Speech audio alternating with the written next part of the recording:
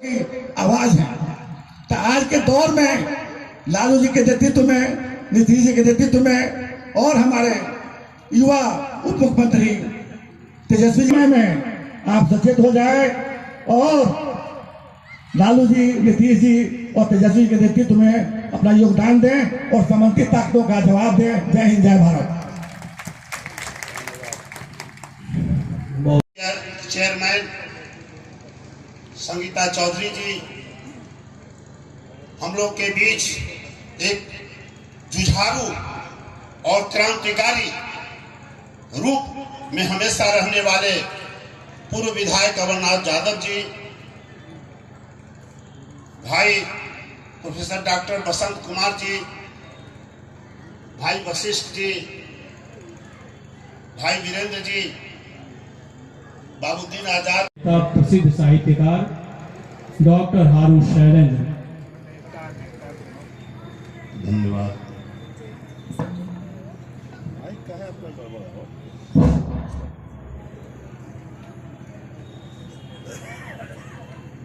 आज मौलाना मखदूम हक साहब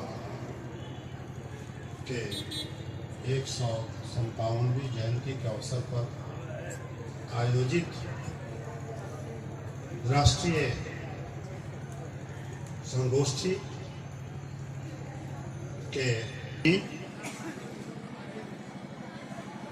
मंच पर उपस्थित आज के हम लोगों के शिक्षा क्षेत्र के गार्जियन, काशी हिंदू विश्वविद्यालय के हिंदी विभागाध्यक्ष पद को सुशोभित करने वाले परम श्रद्धेय डॉक्टर चौथीराम यादव जी,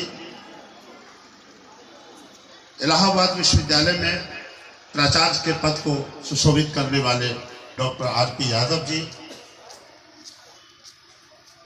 काशी हिंदी विश्वविद्यालय में अंग्रेजी विभाग को संबल प्रदान करने वाली श्री इंदू जी, BA, BCom, BSc, MA, MCom करें विश्व की सबसे बड़ी यूनिवर्सिटी इग्नू से। सॉल्व असाइनमेंट्स और गाइड बुक्स प्राप्त करें। संपर्क करें Mahakal computers, DAV PG college के पास, पंच मंदिरा मोड़ से दाहिने, सिवान।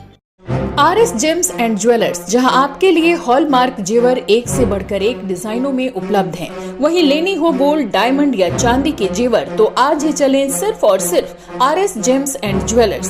सबसे विश्वसनीय shop, Lal Palace, Station Road, Siwan. Mobile number 9572658649 और 7979869474।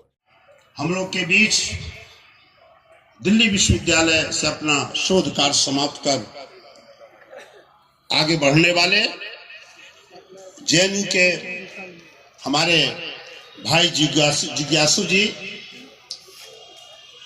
जयप्रकाश विश्वविद्यालय छपरा के निर्माण से लेकर के शैक्षणिक जगत में अपने आप को खपा देने वाले द्वय professor doctor Virendra Narayan Yadav ji, doctor लाल बाबू यादव जी मंच पर उपस्थित, और जितनी तस्वीरें लगी हैं उन सब के आदर्शों को अपने में समन्वित किए हुए हमारे गार्जियन, आप सबके गार्जियन माननीय श्री अवध बिहारी चौधरी जी का मैं आभार प्रकट करता हूं कि ये जयंती जो है रस्मदाई के लिए नहीं मनाते हैं। बाहर से आए विद्वानों को मैं आग्रह के साथ जना देना चाहता हूं कि ये 22 दिसंबर को जयंती होती है, लेकिन ये 23 तारीख को करते हैं, इसलिए कि 22 तारीख को रस्मदायगी होती है विभिन्न जगहों पर विभिन्न तरह से, और ये दिल से चाहते हैं कि जो हमारे सिवान ही नहीं, सिवान के बाहर के जिन्होंने राष्ट्र का नेतृत्व किया, नई दिशा दी, उन तमाम लोगों की जयंती के अवसर पर याद करें, उनके विचारों को रियल में समझे, रियल में ओढ़े, उनका ओढ़ना बिछौना करके और अपने इर्द गिर्द वैसे ही भारतीय समाज का निर्माण करें। इस विचारधारा और शुचिता के साथ हमारे गार्जियन अवध बिहारी चौधरी जी ऐसा काम करते हैं। मैं इनके प्रति आभार प्रकट करता हूं। और एक शेर के साथ मैं कहूंगा, हमको तो बहुत आप लोग सुनते ही हैं, एक शेर के साथ मैं विदा लेता हूं। आप कहते हैं आज का भारत और मौलाना मजहरुल हक। मौलाना मजहरुल हक का जो समय था और वो स्वयं उनके कथनी करनी में अंतर नहीं होता था।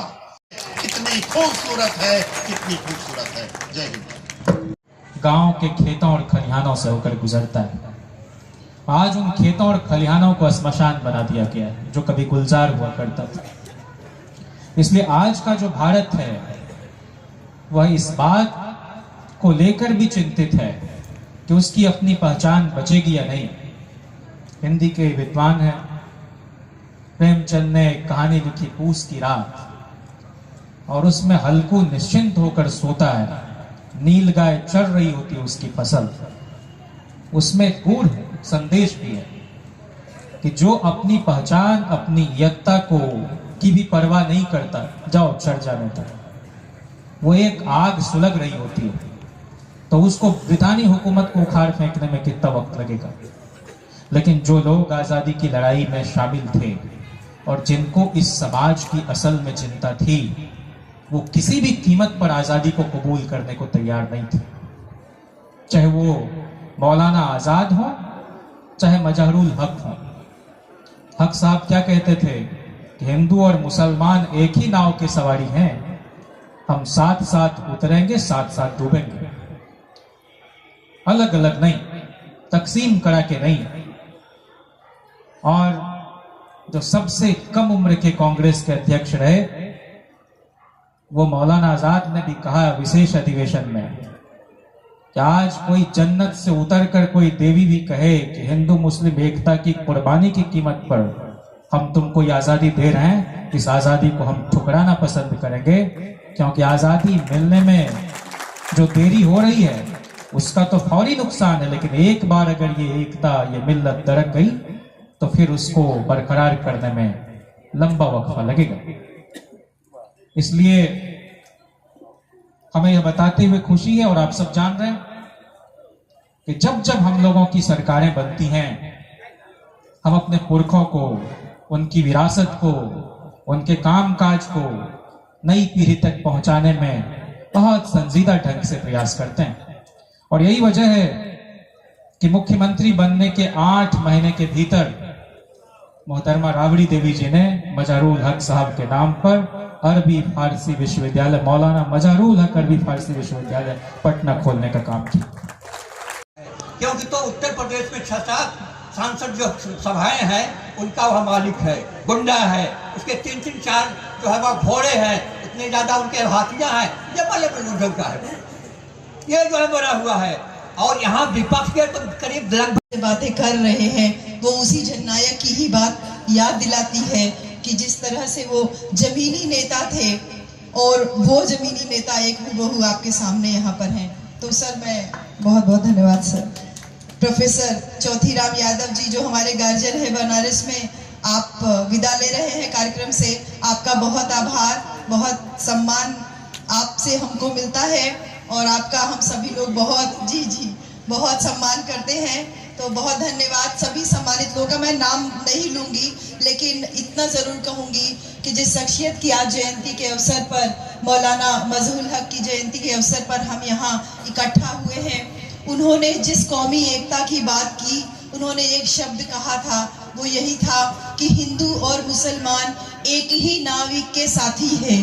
हिंदू और मुसलमान एक ही नाविक के साथी हैं। अगर नाव डूबेगी तो वो भी साथ में डूबेंगे, और अगर पार लगेगी तो दोनों ही पार जाएंगे। और जब चौथीराम यादव सर बोल रहे थे और इसके पहले भी और वक्ता लोग बोल रहे थे, तो मैं मौलाना जी के सम्मान में इतना ही कहूँगी कि जो उन्होंने उनको जो मदरलैंड या किस पत्रिका के संपादक वो थे, मदरलैंड पत्रिका के जो उनको एक जुल्म में उनको जेल जाना पड़ा था, तो उनको केवल जेल नहीं जाना पड़ा था, उनको 1000 रुपए का जुर्माना हुआ था।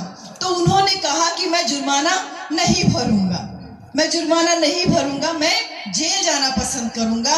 3 महीने जेल काट के आए और एक संदेश दिया कि हमारी आवाज कभी दबा नहीं पाओगे। तो उस बहादुरी को नमन करते हैं, और उस बहादुरी को ये तथाकथित माफी मांग के वीर बनने वाले लोग कभी समझ नहीं पाएंगे। तो ऐसी शख्सियत को नमन कर रही हूँ, बार बार माफी का नाम इसलिए ले रही हूँ क्योंकि ये दम था भारत की आज़ादी में, जिस तरीके से मौलाना साहब ने अपना योगदान दिया और तमाम वीरों ने, तमाम क्रांतिकारी साथियों ने अपना योगदान दिया। उनको लोगों ने, कुछ लोगों ने माफी मांग करके अपने आप को वीर स्वघोषित, और उनके जो आगे आने वाले जो नस्लें हैं वो उनको वीर घोषित करने पे जबरदस्ती लगी हुई है। सम्मानित अध्यक्ष हमारे जो नाम संजोग से हिंदू चौधरी है, मैं छोटा सा बात करके अपनी बात कि मुझसे प्रमाण करते, ये बनारस के हम लोगों ने अभी रिसेंटली एक मीटिंग की थी सभी ओबीसी और एससी प्रोफेसर्स ने, तो सभी लोगों ने अपना एक्सपीरियंस बताया और ये कहा कि हमको जाति के बारे में सबसे पहली बात बीएचयू आने के बाद पता चला।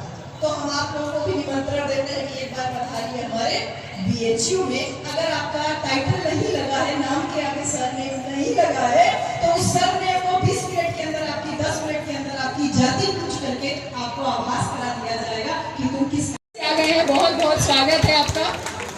तो एक क्रांतिकारी साथी हमारे बीच में आए हैं जिन्होंने इस बात का ऐलान किया है कि बाबा साहब डॉक्टर अम्बेडकर का संविधान नहीं होता तो मैं भी आजमगढ़ में कहीं भैंस चरा रहा होता। तो हमारे लक्ष्मण यादव जी आए हैं कि इनके चूल्हे हिल गई इनके भाषणों से।